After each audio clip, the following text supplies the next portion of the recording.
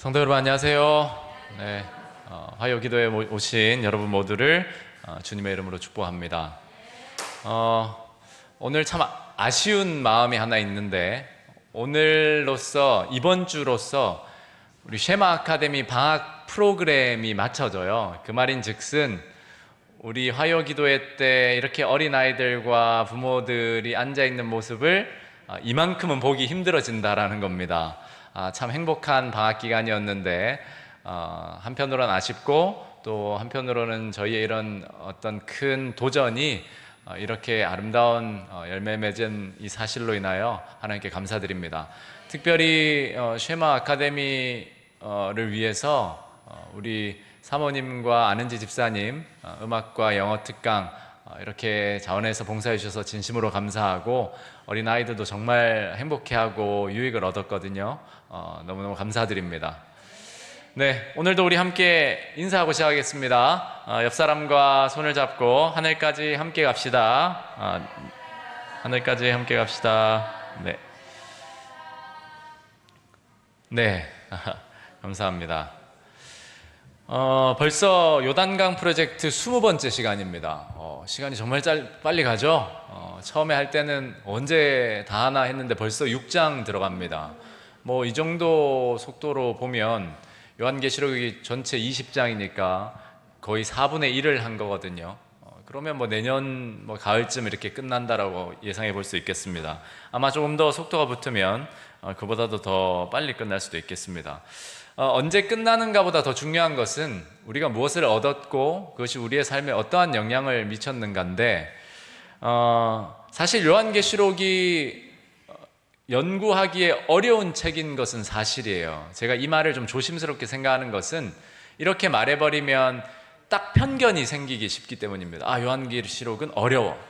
그런데 그렇게 생각하실 필요는 없습니다. 왜냐하면 하나님께서는 이 계시록을 우리가 연구할 때 그것을 이해하고 적용할 수 있는 모든 단서들을 성경 안에 담아 두셨어요.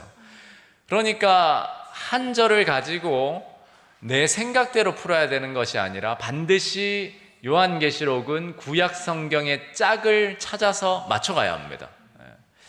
지난 시간에 우리가 그리스도의 즉위식, 즉 계시록 5장을 함께 살펴봤는데 그렇다면 이 즉위식이 가지는 의미가 무엇인가도 당연히 오늘날 대통령의 즉위, 옛날 우리 조선시대 왕의 즉위를 배경으로 이해할 것이 아니고 구약 성경에 나온 왕들의 즉위식을 살펴봐야 해요. 그래서 그 왕들이 즉위한 다음에 왕의 자리에 오른 다음에 무엇을 했는지 또 어떤 의미를 가지는지 그렇게 구약의 모든 단서들을 찾아서 해석해야 합니다. 이제 6장 7인의 내용을 함께 살펴볼 텐데 6장도 마찬가지입니다. 결국 6장의 내용이 하늘에서 뚝 떨어지는 것이 아니라 1, 2, 3, 4, 5장으로 이어져서 오는 내용이기 때문에 당연히 1차적으로는 그 앞장들을 연관해서 생각해야 하고 2차적으로는 구약 성경을 함께 살펴봐야 합니다. 그래서 오늘은 7인 개관, 개론이라고도 할 수 있겠네요. 7인을 본문을 들어가기 전에 전체적으로 큰 숲을 좀 보는 시간을 갖겠습니다. 내용이 좀 딱딱할 수 있지만 화면에 나오는 내용을 잘 읽어만 보셔도 요한계시록 6장이 이러한 성격과 의미를 가지는구나를 이해하시게 될 거예요. 먼저 요한계시록 6장은 4장 5장 내용을 근거로 합니다. 당연한 거죠.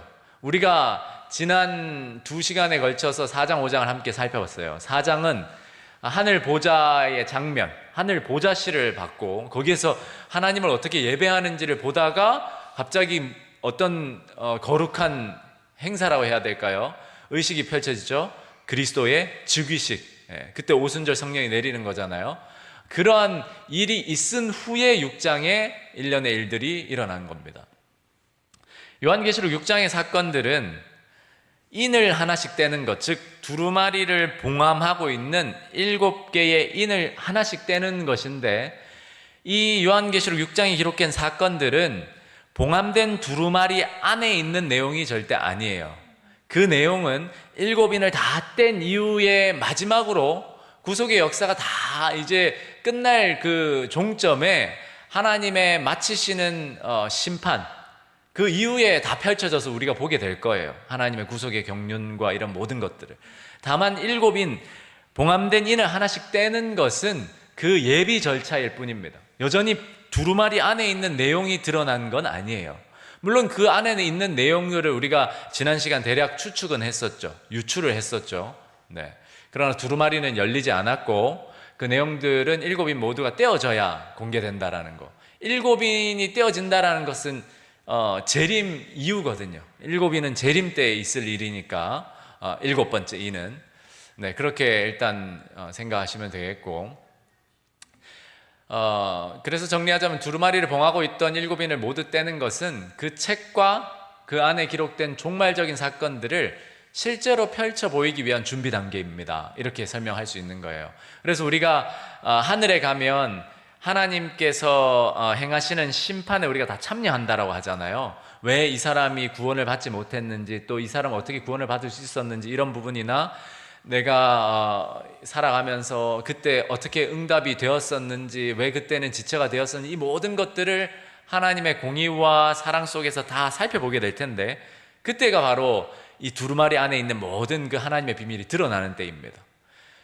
그런데 그 구속의 사역의 절정이자 마침이 이루어지기 위해서 인을 떼는데, 그 인은 하나하나 예비적인 절차고 그것을 예수님을 통해서 하나님께서 행하신다라는 것입니다. 이러한 7인을 6장을 해석하는 데 있어서 한 가지 주장이 있습니다. 7인은 문자적으로 해석해야 한다. 그래서 당시 요한이 이 요한계시록을 기록하던 당시에 로마 제국의 상황을 반영하고 있다라고 주장하는 신학자들이 있어요. 그리고 꽤 많이 이렇게 이해하기도 합니다. 그러나 몇 가지의 근거를 들어서 이것은 성경적이지도 않고 합리적이지도 않습니다. 왜 그런가 하면 6장 내용에 보면 이기고 또 이기는 그런 내용들이 나오거든요. 말이 나오고 전쟁을 암시하는 내용이 나오고, 그러니까 하나님 백성을 핍박하던 이 로마 제국이 점점 쇠퇴하고 후퇴하고 그 제국이 무너지는 상황을 묘사한 것이다, 이렇게 추측을 한단 말이에요. 주장을. 그게 왜 맞지 않냐면 1세기 후반의 상황 자체가 특별히 막 전쟁이 이렇게 막 펼쳐지는 그런 상황이 아니었습니다. 오히려 로마 군대가 월등한 힘으로 세계를 꽉 잡고 있었기 때문에 소위 팍스 로마나라고 하는 평화의 시대가 세계사에 유례 없이 펼쳐지던 때였다라고 할 수 있어요. 그리고 시대적 배경도 이렇게 맞지 않은 것뿐만 아니라 7인에 대한 이 문자적인 이해는 우리가 요한계시록을 처음 공부할 때 함께 전제로 두고 살폈듯이, 요한계시록은 기본적으로 그것이 뚜렷이 문자적인 것을 나타내지 않는 이상은 다 상징적인 요소를 띠고 있습니다. 그래서 6장을 단순히 문자적으로 이해하는 것은 요한계시록 전체의 신학 구조나 그 맥락과 조화되지 않는다라는 거 참고적으로만 알아두시고, 결국 그러면 이 7인 해석을 위해서 우리가 무엇을 기억해야 하는가? 7인을 땜으로써 발생하는 사건들의 이 신학적 의미를 푸는 열쇠는 지난 시간 우리가 배운 5장에 있습니다. 5장은 그리스도의 즉위잖아요. 예수님이 하나님의 보좌에 함께 앉으시고 심판과 통치의 권세를 얻으신 거예요. 즉 왕으로 등극하신 거죠. 그렇게 따지면 앞서 제가 서두에 말씀드렸듯이 예수님의 즉위식이 가진 의미를 알려면 당연히 성경에 나오는 구약의 즉위식을 살펴야 되는 거예요. 그래서 구약에서 새로 등극한 왕이 보좌에 올랐을 때 온 나라의 운명이 그의 손에 달려있는 것은 당연한 것이고, 또 여러 즉위식이 있는데 일반적으로 새로 왕이 등극하면 그 뒤에는 심판의 행위가 뒤따랐습니다. 불충하고 반역자로 드러난 자들을 처벌하고 충성스러운 지지자들에게 호의를 베풀곤 했어요. 이것은 사실 세상의 일반 역사에도 일어나는 일들입니다.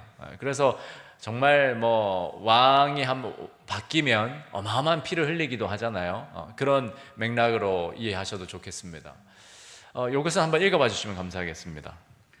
요한계시록 5장에서 즉위하신 그리스도께서 당신과 백성 사이의 언약 관계를 상징하는 언약의 두루마리를 받으셨을 때 온 인류의 운명이 그분의 손에 넘겨졌습니다.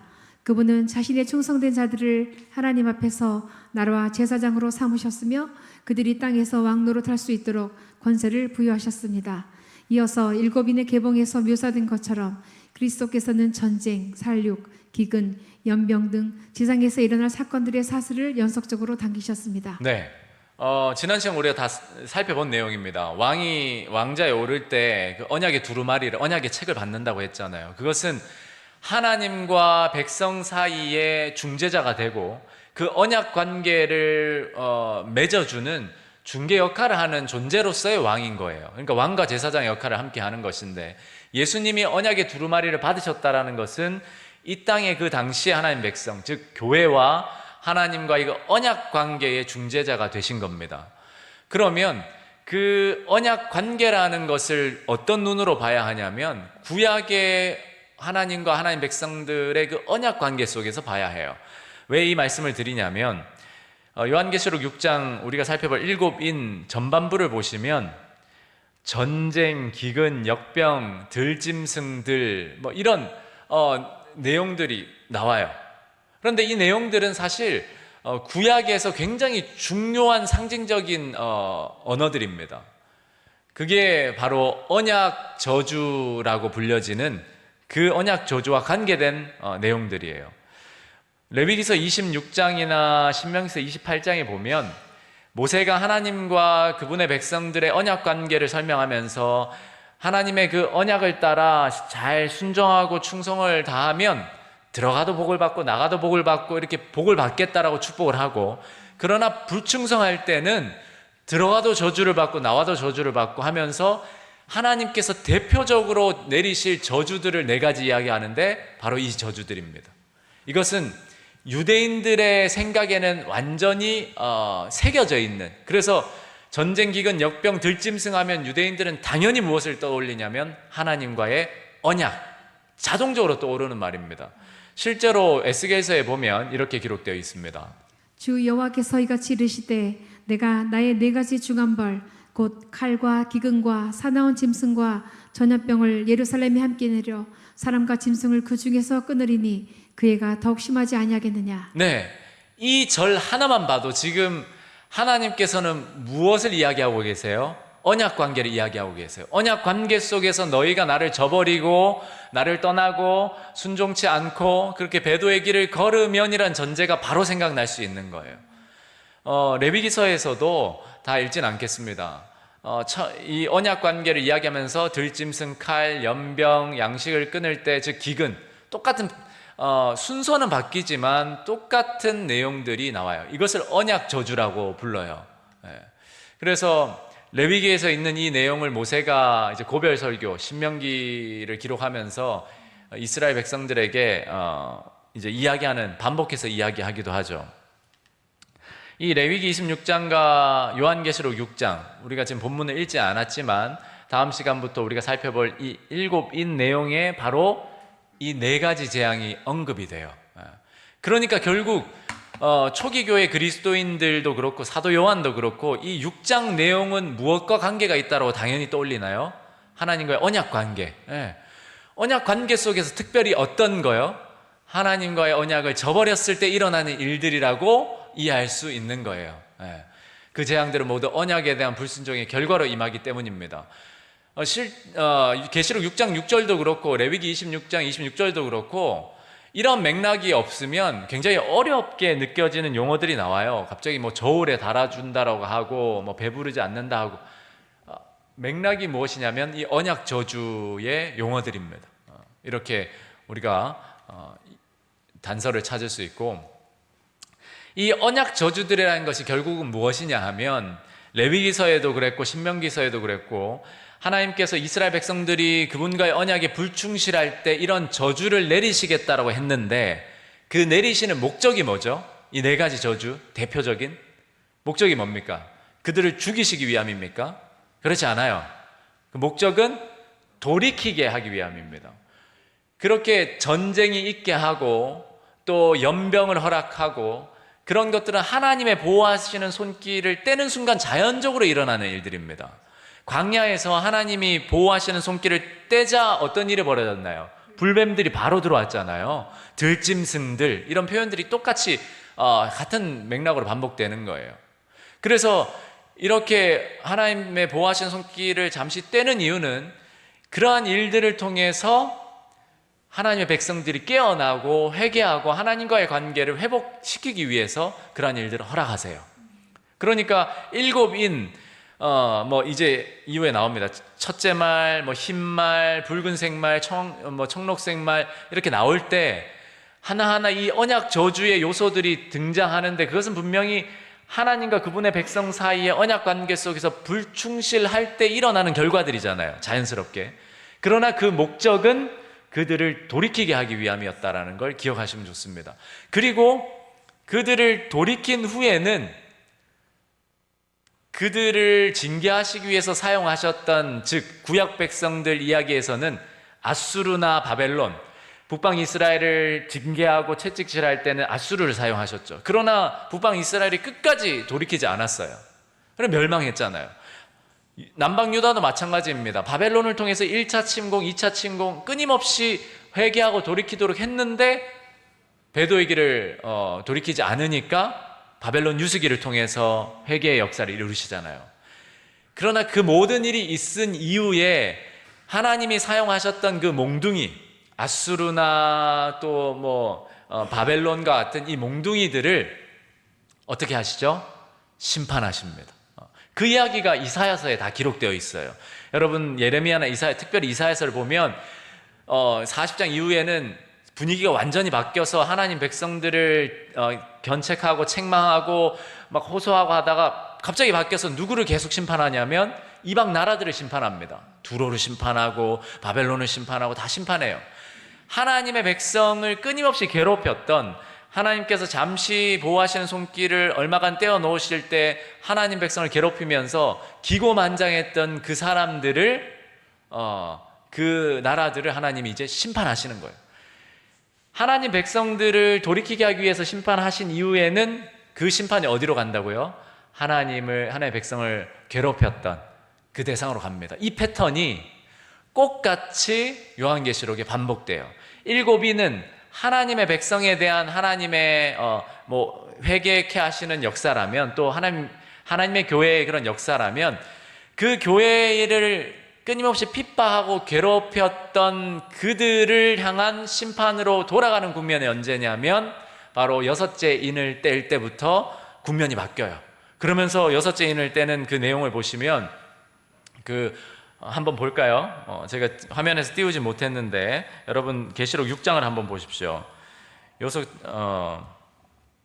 6장 12절, 계시록 6장 12절, 여러분들의 성경책을 직접 열어두시면 좋습니다. 6장 12절을 보면 내가 보니 여섯째 인을 떼실 때에 큰 지진이 나며, 이렇게 여섯째 인을 떼잖아요. 이때부터는 그 15절에 보면 땅의 임금들과 왕족들과 장군들과 부한자들과 강한자들과 모든 종과 자유인이 굴과 산의 바위 틈에 숨어 하면서 어린 양의 진노에서 우리를 가리라, 이런 하나님의 심판이 이제는 누구를 향해 돌아서요? 네, 이방 민족들, 하나님의 백성을 괴롭히던 그들을 향해서 갑니다. 그리고 일곱인 내용이 다 끝나면 나오는 것이 일곱 나팔이에요.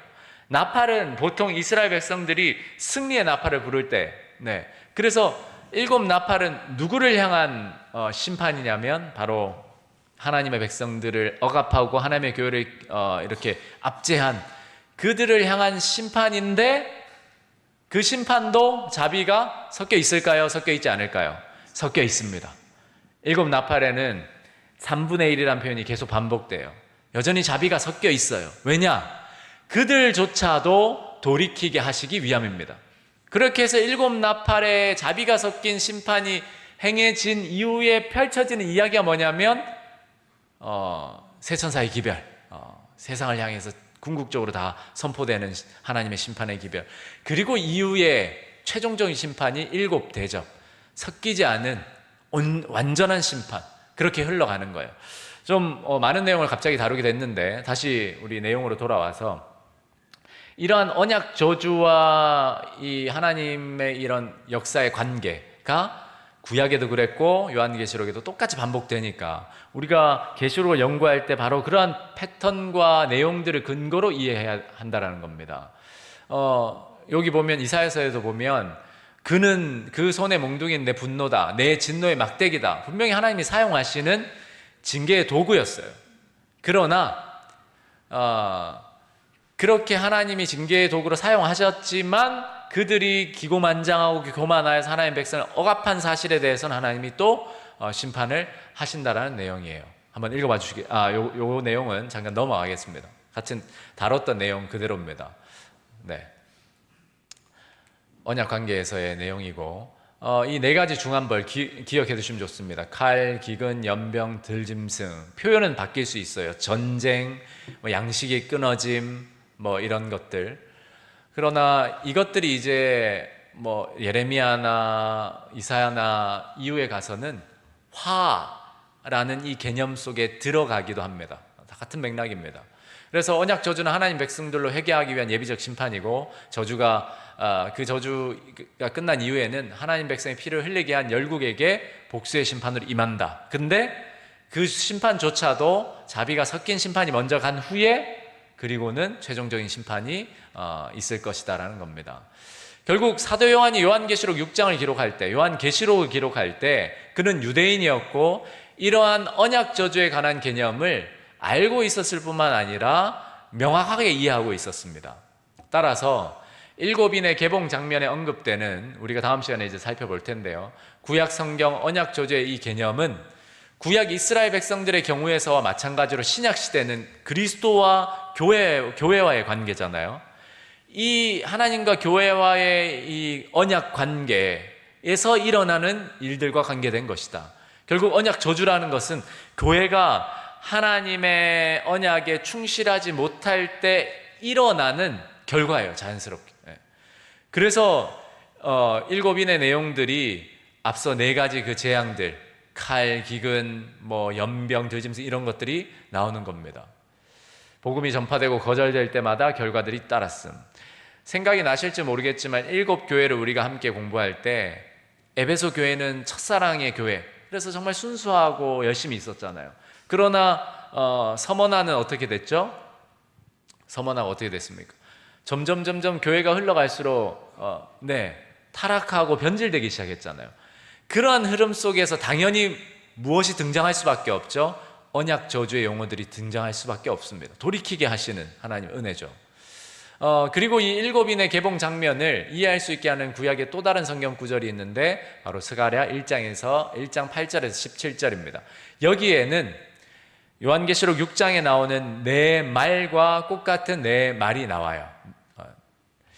스가랴 묵시는 이스라엘 백성들이 바벨론의 유수기가 끝나고 돌아와서 그들이 성전을 건축하는데, 성전을 건축하다 말다 하다가 자기 집 짓고 그냥 성전 회복을 버려두는 상태에서 하나님이 호소와 책망을 하시고 돌이키도록 보내신 선지자가 스가랴 선지자예요. 그래서 그때 스가랴 선지자가 이스라엘 백성들을 책망하고 또 하나님의 기별을 전하잖아요. 하나님의 백성은 언약에 대한 그들의 불순종과 불성실 탓에 처벌을 받게 되었습니다. 스가랴 1장 22절에 언제까지라는 질문, 이후의 본문을 우리가 여기 나와 있지 않네요. 계시록 6장과 스가랴 1장이 이렇게 평행을 이룬다라는 끝까지만 생각해 주시면 감사하겠습니다. 이 내용은 우리가 다음 시간 인을 떼는 것을 함께 살필 때 좀 더 짚어보겠습니다. 핵심은 요한계시록 6장이 어떤 패턴을 가진다고요? 언약 저주의 패턴을 가진다. 구약에 근거된 것이죠. 그래서 첫 번째 네 인들을 개봉할 때 이것은 6장에 보면 네 말이 등장하거든요. 그리고 다섯째 인부터는 말이 등장하지 않습니다. 이것은 네 말이 등장한다는 것은 언약 저주의 이 네 가지 요소가 이제 언급되는 부분인데, 결국 예비적인 심판이 하나님의 백성들에게 먼저 임했다라는 것, 그렇게 이해하시면 되겠습니다. 이 부분은 다음 시간에 우리가 함께 살피겠습니다. 다섯째 인을 뗄 때 있을 일인데 스가랴서에도 이 내용이 같은 맥락으로 반복된다, 평행된다라는 거, 이렇게. 그리고 요한계시록 6장은 예수님의 이 말씀과 교훈을 기록한 공간복음, 그러니까 요한복음을 제외하고 마태, 마가, 누가복음, 이 공통의 관점으로 기록된 이 공간복음의 묵시록, 그러니까 각 공간복음 안에 예수님이 마지막 때에 관하여 제자들에게 예언하시고 가르쳐 주셨던 그 내용, 마태복음 24장, 마가복음 13장, 누가복음 21장, 요 내용과도 평행을 이뤄요. 요한계시록 6장이. 그래서 공간복음 묵시록에서 예수님이 종말의 때까지 이어질 사건을 묘사하셨는데 7인의 내용이 이 공간복음의 묵시문학적 배열을 밀접히 따르고 있습니다. 뭐 표로 정리해 보면 글자가 작아서 잘 안 보이실 텐데 대략 이렇습니다. 요한계시록 7인의 내용, 6장의 내용이 마태복음, 공간복음의 내용들, 예수님이 마지막 때와 관련해서 말씀하셨던 이 내용들과 이렇게 주제가 그대로 평행을 이뤄요. 이것이 왜 중요하냐 하면 이렇게 평행을 이룬다면 요한계시록에 예를 들어 하늘의 징조들이다, 요한계시록 6장 12, 13절의 내용이다라고 하면 그 내용을 마태복음 24장 29절이나 마가복음 13장 이 평행절과 비교해서 보면 그것이 무엇을 의미하는지를 알 수 있거든요. 자, 그렇게 생각할 때 요한 당시의 그리스도인들은 스스로 종말의 때를 살고 있었다라고 충분히 믿을 증거들이 있었습니다. 왜냐하면 예수님이 마태복음 24장의 종말의 징조에 대해서 말씀하실 때 전쟁도 말씀하셨고 반란도 말씀하셨고 내란과 경제적 투쟁, 그리고 기근, 온역, 또 신실한 자들에 대한 박해, 거짓 선지자들, 복음의 전파 다 말씀하셨는데 1세기의 상황에 다 일어났던 일들이에요. 그러니까 이들은 예수님이 정말 이제 오시는 날이 얼마 남지 않았다라고 확실하게 믿고 있었어요. 그럼에도 요한계시록은 우리가 크로노스와 카이로스의 개념을 함께 살펴본 적이 있잖아요. 정말 요한계시록에 말하는 종말은 1세기에 국한되지 않고 그 상황을 훨씬 넘어서는 아주 전체를 그리는 그런 내용들이었습니다. 공간복음의 묵시록은 세 부분으로 이렇게 나눌 수 있어요. 첫 번째는 1세기와 재림 사이에 있을 기독교 시대의 전반적인 실체들을 묘사하는 거예요. 이 내용이 요한계시록 6장 네 말로서 전반부에 나오는 네 말과 평행을 이룹니다. 그러니까 7인 6장 내용의 네 말은 어떤 시기에 앞부분에 끝나는 게 아니라 사실상 기독교 전체 역사에 대한 이야기예요. 당연하죠. 왜냐하면 하나님과 언약 관계 속에 일어나는 이야기이기 때문입니다. 그리고 두 번째는 이 내용은 다 읽지는 못하고 이 내용들이 7인의 전반부와 평행을 이룬다라는 거예요.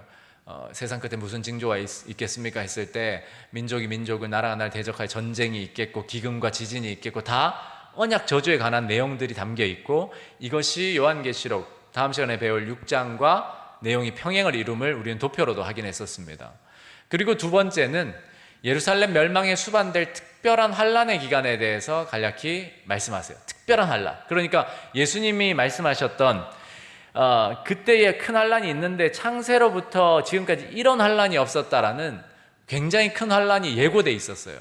이것은 1차적으로 유대인들의 멸망, 예루살렘 멸망 속에서 다 성취가 됐어요. 부분적으로. 그리고 이것이 일곱인에서는 종교 암흑 시대에 그 로마 카톨릭이 수많은 그리스도인들, 참된 하나님의 백성들을 핍박하고 죽였던 그 역사 속에서 또 성취가 되는 겁니다. 이렇게 평행을 이루는 거예요. 그래서 이 시기에 다섯째 인을 떼실 때의 요한계시록 내용을 보면 언제까지 우리를 신원해 주지 않으시겠습니까? 라고 제단의 피가 호소를 하잖아요. 성도들의 피가. 바로 그 내용이 이렇게 맥락으로 평행하고 흘러가는 겁니다. 그리고 세 번째는 예수님께서 재림 자체로 이끌어갈 하늘의 징조들과 마지막 때에 기만이 뒤따를 것을 설명하십니다. 그래서 예수님이 직접 이런 지진이나 유성우를 설명하지 않으셨지만 별이 떨어지고 이런 천체의 그런 이야기를 언급을 하시잖아요.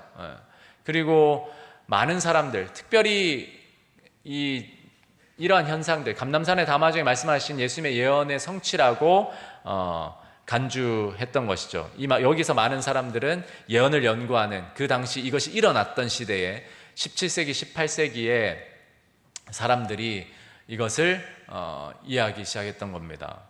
18세기 시대에. 이 내용이죠. 예수님이 하신 말씀. 그날 환란 후에 즉시 해가 어두워지며 달이 빛을 내지 않으며 별들이 하늘에서 떨어지며 하늘의 권능들이 흔들리리라. 이 이야기가 평행을 요한계시록이랑 이루니까 여섯째 인을 뗄 때에 이런 일들이 있겠다고 기록되어 있거든요. 그러니까 이것이 재림 전에 재림이 이제 임박했음을 알리는 징조로서 있겠구나를 예측할 수 있으면 이 여섯째 인의 위치가 어디인지를 시기적으로 우리가 파악할 수 있는 것이죠. 그렇게 보는 겁니다. 그것을 이제 도표로 좀 정리해 보면 이렇게 정리할 수 있겠죠. 일반적인 징조들, 그리고 큰 환란 기간, 앞서 말씀드린 재림의 징조들, 이렇게 세 가지로 공간복음의 묵시록을 정리할 수 있고, 평행되는 내용을 보면 첫째에서 넷째 인이 바로 일반적인 징조들, 공간복음 묵시록에, 그리고 다섯째 인이 큰 환란 기간, 여섯째 인이 재림의 징조들, 그리고 8장에 넘어가서 일곱째 인을 뗄 때는 재림이 일어난 이후의 이야기가 되겠죠. 이렇게 요한계시록을 우리가 특별히 6장을 연구할 때 이러한 구약 성경과 또 신약 성경 안에 있는 내용을 근거로 우리가 이해할 수 있다라는 것입니다. 여기에서 한 가지 좀 추가할 것은, 예수님은 분명히 마지막 때에 재림의 징조를 이야기하면서 거짓 선지자들이 일어나서 많은 사람을 기만할 것이라고 이야기했는데, 여섯째 인 내용에서는 그 내용이 싹 빠져 있어요. 그런데 이 내용이 굉장히 중요한 의미를 가지는 것이, 그러한 거짓 선지자들의 기만에 관한 내용은 계시록 13장에서 17장에 굉장히 자세하게 서술되어 있습니다. 그렇다면 계시록 13장과 17장이 어느 시점에 일어날 일이라고 우리는 유추할 수 있죠? 일곱 인 중에 여섯째 인에 들어간다라는 것을 유추할 수 있는 거예요. 그러면 그러한 일들이 여섯째 인을 떼는 그 때에, 즉 재림의 징조가 시작되는 그때에 있겠구나를 우리가 유추할 수 있는 거예요. 그래서 계시록이 정말 철저하게 구약 성경과 짝을 이루고 절과절이 짝을 이뤄서, 사실 어렵지만 시간을 들여서 조금만 연구하면 그 어떤 책보다 명확하게 이해할 수 있는 책이 바로 요한계시록입니다. 물론 앞으로 일어날 일들에 대한 부분은 우리가 분명히 믿음으로 기다려야 될 영역들이 있지만, 대부분의 나머지 내용들은 충분히 계시록도 성경으로서 이해할 수 있다는 겁니다. 이렇게 그러면 이제 좀 정리해 보면, 요한계시록 6장을 우리가 이제 개괄적으로 봤는데, 6장을 이해하는 핵심 단서는 성경절로 따지면 우리가 이미 몇 번을 살펴봤던 3장 21절입니다. 3장 21절에 라오디게아 교회 성도들에게 약속하시면서 이기는 그에게 예수님이 하나님 아버지의 보좌에 함께 앉은 것처럼 이기는 성도들도 내 보좌에 함께 앉게 해주겠다는 약속을 하세요. 그래서 우리가 지난 시간에 이러한 도표로서 흐름을 우리가 함께 살펴봤잖아요. 결국 이기는 그에게 예수님이 어떻게 이기셨는지를 보여줬고, 4장 5장 즉위식을 통해서, 그리고 그 예수님과 함께 보좌에 앉을 사람들 이야기가 7장에 이제 언급이 돼요. 14만 4천인들로. 그러면 6장은 당연히 어떻게 성도들이 이기는지가 기록된 장으로 우리가 이해할 수 있는 거예요. 그런데 그 내용을 보니까 인을 떼는 거잖아요. 인을 떼면서 보는데 거기에는 계속해서 언약 저주에 관한 내용도 나오고 여러 다른 내용들이 함께 언급되는 거잖아요. 결국 우리가 정리할 수 있는 것은, 성도들이 이기고 또 이긴다라는 그 개념 속에는 회개하는 역사도 함께 들어있는 겁니다. 그러니까 우리가 하나님 앞에 철저하게 회개하고 우리가 다시 하나님의 언약 관계로 들어가면 그것은 이기는 역사라는 거예요. 하나님이 이기고 또 이기시는 이 역사를 이루어 가실 때에 거기에 반응한 사람들은 바로 돌이켜 회개하고 하나님의 언약 관계로 돌아가는 바로 그러한 교회라는 사실입니다. 그래서 요한계시록 6장의 7인의 이 개봉 장면은 특별히 그 초점을 복음과 세상에서 겪을 그 복음 전파로 인하여 세상에서 겪을 하나님 백성의 경험에 맞춰져 있습니다. 하나님 백성들이 어떤 일을 경험할 것인지, 그리고 그 복음에 하나님의 백성들이 어떻게 반응하고 있는지, 그 반응의 결과에 따라서 언약 저주가 펼쳐지기도 하고 또 하나님의 그 회개케 하시는 심판을 통해서 돌이키기도 하고 하면서 하나님은 끊임없이 교회로 하여금 이기고 또 이기는 역사를 이루어 가시는 것이 바로 일곱 인의 역사입니다. 이 일곱 인의 역사를 통해서 7장 하나님 예수 그리스도의 보좌에 함께 앉는 14만 4천인으로 대표되는 상징되는 하나님 백성이 대두되는 거예요. 그러면서 그 하나님 백성을 끊임없이 핍박했고 괴롭혀왔던, 그리고 하나님의 복음을 거절했던 사람들에 대한 하나님의 심판이 이후에 나오는 8장 9장에 나오는 일곱 나팔입니다. 그러나 일곱 나팔에는 여전히 자비가 섞여 있고, 그 자비의 호소에 참여하지 않는 자들, 끊임없이 끝까지 거절하는 자들에게 최후의 통첩이자 최후의 하나님의 심판을 알리는 기별이 무엇이죠? 계시록 14장 새 천사의 기별입니다. 그 기별이 선포된 이후에는 더 이상은 자비가 섞인 심판이 없고 최종적인 심판만 남게 되는 겁니다.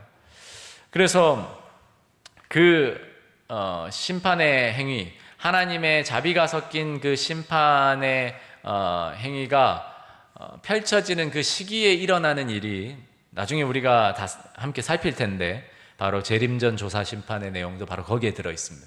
그러니까 이 재림전 조사 심판도 결국은 세상을 향한 하나님의 호소인 거예요. 재림전 조사 심판이라는 것은 하나님이 의로우심을 나타내시고 하나님 백성이 의로우심을 인정해 주시는 절차거든요. 그러니까 돌이키고 이기고 또 이기는 백성들, 즉 계시록 7장에 이제 대두되는 의로운 백성들을 삼으시기 위해서 하나님이 이제 의를 이루어 가시는 그 과정 속에서 당연히 하나님 백성을 핍박했던 자들에 대한 심판이 이루어지는 겁니다. 그러나 그 심판은 자비가 섞여 있어요. 지금이죠, 지금. 그러한 과정 속에서 우리가 전파해야 되는 기별이 새천사의 기별이고, 그렇게 우리는 최종적인 심판, 일곱 번째 인을 떼기 전 이 은혜의 시기에 돌이킬 수 있도록 세상을 향해서 외치는 기별이 새천사의 기별입니다. 우리는 여섯 번째 인을 떼는, 이미 떼진 거예요. 이 시기에 살고 있어요. 그래서 이 여섯 번째 인을 뗄 때 일어날 거라고 하는 징조들이 바로 앞서 별이 떨어지고 달이 빛빛같이 변하고 하는 일들이 있어 왔던 거예요. 그것을 예언을 연구하는 사람들이 이 시기가 바로 이렇게 연결되는구나를 이해했던 겁니다. 결국 예수님께서 제자들에게 이 공간복음의 묵시록, 종말에 어떤 일이 있을 거야 라고 그런 징조와 예언들을 해주신 이유가 뭐였냐면, 그런 일들이 있을 때에 너희는 머리를 들고 깨어나야 된다라고 이야기하신 거고, 그리고 아직 최종적인 그런 재림의 날이 아니기 때문에 인내해야 된다라는 것을 말씀하셨던 거예요. 마찬가지입니다. 일곱 인의 내용도 초기 그리스도인들이 이 내용을 들었을 때 그들의 개념 속, 이방인들이 아닌 이상 이방인들조차도 유대인 그리스도인들에게 해석을 다 받았을 거예요. 이것은 하나님과의 언약 관계에서 있는 언약 저주의 용어들이다. 그러면서 그들에게 외쳐졌던 기별은 우리가 정신을 차리고 깨어야 하고 돌이켜야 하고 인내해야 한다라는 것을 그 당시 초기 교인들에게 요한이 전파했던 겁니다. 역시 그 기별은 동일하게 우리에게도 전해지고 있습니다. 저는 우리가 이제 다음 시간부터 살펴볼 일곱인 계시록 6장을 통해서 우리 새천사 교회 성도들이 정말 이 계시록 6장이 의도하는 바대로 영적으로 깨어나기를 간절히 소망하고, 그리고 우리에게 필요한 예수님의 재림을 기다리는 자들로서 필요한 그러한 믿음과 인내를 하나님께서 주시기를 간절히 소망합니다. 네, 오늘 우리 함께 말씀을 나누는 시간을 갖겠습니다. 예수님의 재림이 가까움을 얼마나 개인적으로 느끼며 살고 있습니까? 그 근거는 무엇입니까? 왜 재림이 가까울수록 그리스도인은 인내해야 할까요? 서로의 생각을 함께 나누어 주시기 바랍니다. 말씀 나눔을 마무리하실 때는 서로를 위해서 기도해 주시면 감사하겠습니다.